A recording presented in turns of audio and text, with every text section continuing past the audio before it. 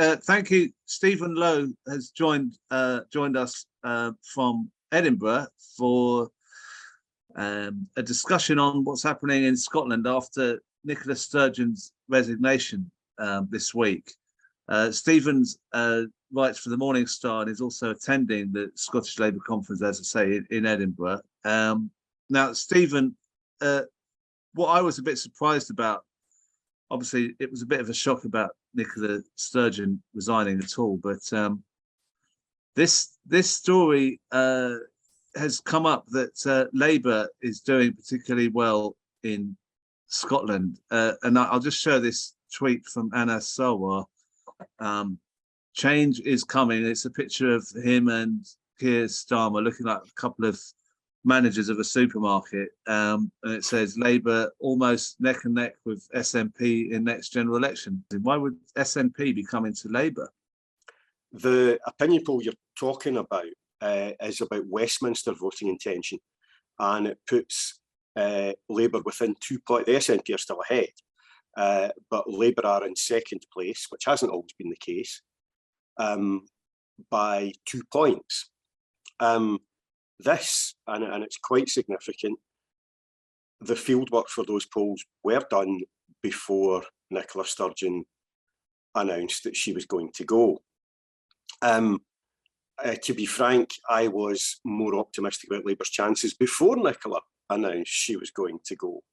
I think her going actually makes Labour's life a bit more difficult. But the key thing here is that the SNP's pretensions to be left-wing are really not. They don't stand up to any scrutiny at all. I mean, are they? Are they Liz Truss-like Tories? Well, no, not very often. But they work happily within a neoliberal paradigm and seldom seek to go beyond it. What we've got now, this opinion poll, Labour seemingly doing well, although they haven't got really any policies, have they? I mean, we've got with Keir Starmer, when we don't see much on the policy front. Why would Labour be going up in popularity? It's not so much that Labour's going up. What you've got to remember is that the primary political engagement in Scotland isn't looking at Westminster. It's looking at Holyrood and what happens there. And it's not really that Labour is projecting and doing better. It is more that the shine is coming off the SNP because they are just failing. Their government is failing on pretty much every front. We've got record drug deaths, local government. There is a £500 million scandal and shambles around Lifeline ferry services to Scottish islands, where the replacement ferries are years over budget, or sorry, years delayed, hysterically over budget. We're putting through massive cuts in local government as the SNP boast about low business taxes. So the shine is coming off now, and they are getting sort of like taken to task about the record more than they have at any point ever, and there's a reason for that, and that's to do with independence. But it's far more to do with the SNP crashing and burning. I mean, accident emergency waiting times are worse in Scotland than they are in England at the moment. And you'll be aware they're not good in England. So it's more that the SNP are finally being taken to task on their record that is bringing Labour up. And so, do you think a new leader for the SNP should distance themselves from Sturgeon as a tactic? I mean, right. or are they all kind of sycophantically saying what a great leader she's been? How's that playing out? I mean, obviously they're all saying she's been brilliant, and actually, if you are the SNP, she has. I mean, she took over in 2014, a couple of days after the referendum. Excuse me. Since then, there's been 8 elections in Scotland, and the SNP have won them all, and won them all very, very comfortably indeed. Now that, in terms of electoral success, it's unarguable. But, and this is where the SNP have been having such a hard time recently, and why Nicola has realised that she has to go and kind of go now. The way that they have won those elections is by focusing not on policies, not on what they're going to do. It's been by focusing on independence, or more specifically, usually another independence referendum. You know, in that way, you know, all sorts of things become easier, because once Scotland, you know, once we have freedom, free has 4 E's, by the way, then, you know, chocolate hobnobs will grow on trees, everything will be fine, you know, you don't need to worry about anything. And that's been the way that they've motivated their base, which is obviously considerable. And Nicola has been brilliant at leading the troops up to the top of the hill. You know, I mean, it's the Grand Old Duke of York stuff. She's led them up to the top of the hill before the election, and then led them back down again afterwards, because she doesn't actually want an indie ref just now, because they're not sure they would win. You know, that's a perfectly reasonable calculation on her part. However, she's now done this so many times, it's beginning to look a bit off.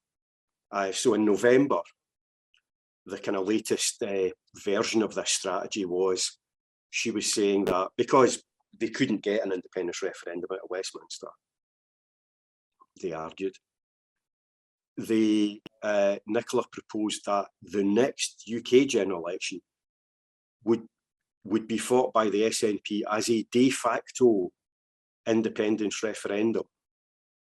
Right. You know. Now, I mean, technically that would mean they would publish a one-sentence manifesto, you know, which, well, it's brave. Now, this idea was rubbished by everybody that wasn't a nationalist, and attracted a fair bit of criticism within the camp. And then in the new year, Nicola then refined, and they were due to have an emergency conference in March to discuss this. Nicola proposed another strategy, which was basically just keep voting for us and we'll keep asking Westminster. So she rubbished her own indie ref, de facto, general election as de facto indie ref strategy. And what it meant was she had nothing, at this point, she's got nothing to say on independence. You know, she then put herself in a position where she had no independent strategy at all. And at that point, about a month ago, she then, and as things happened, you know, and any number of things went wrong for her government.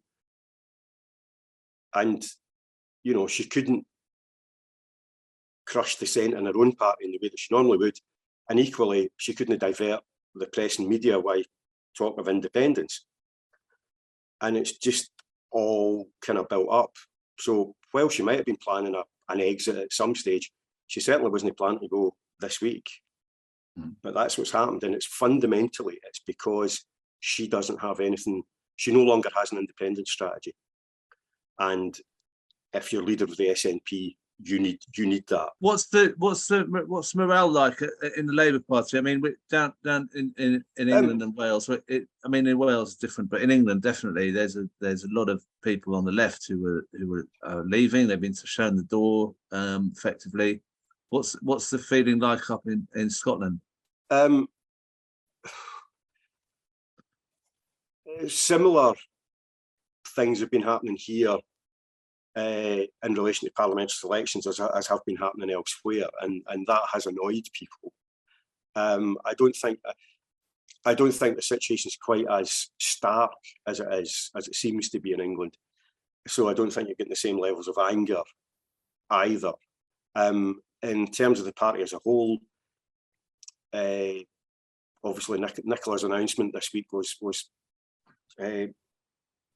greeted with much jubilation, which I think is premature. But I would say morale is higher than it's been for a while. I mean, as I say, we've been coming up in the polls for Holyrood and Westminster, and people like that. But the only time since 2014 Labour's put parliamentary seats on in Scotland was 2017, when we went from one Westminster seat to 7. But that was on the basis of not of getting more votes, because across Scotland we got less than 10,000 more votes. What happened at that election was a couple of 100,000 SNP voters sat on their hands.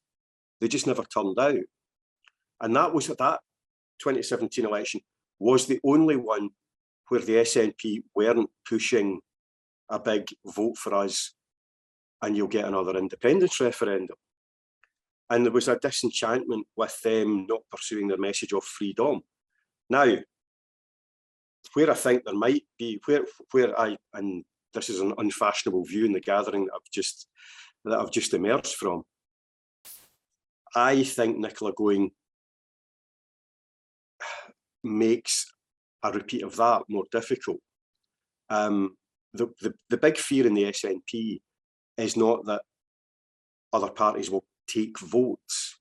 The big fear in the SNP is that their voters won't turn out.